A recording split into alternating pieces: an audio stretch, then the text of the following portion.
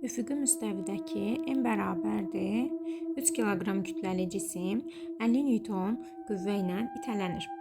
Qüvvənin təsir müddəti 4 saniyə olarsa, itmə, yəni qüvvə impulsu nə qədərdir? Qüvvəni iki proyeksiyaya ayıraq. Bucağa biçik olan proyeksiyası F kosinus alfadır, digəri isə F sinus alfadır. Aha, dayağın reaksiya qüvvəsi yuxarı doğru yönəlir.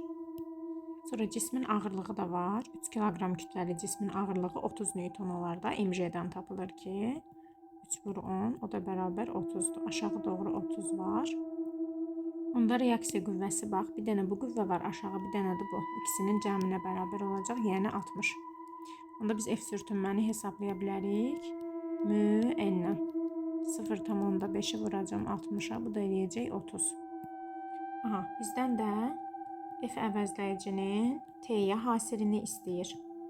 Deməli, bax, sağa doğru 40 Newton qüvvə var.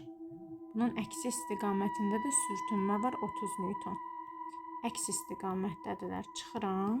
Müddəti də mənə nə qədər verib? 4 verib. Aha. 40-dan 30-u çıxanda 10 vur 4. O da eləyəcək 40. Aha. Yəni impulsun dəyişməsi 40 oldu.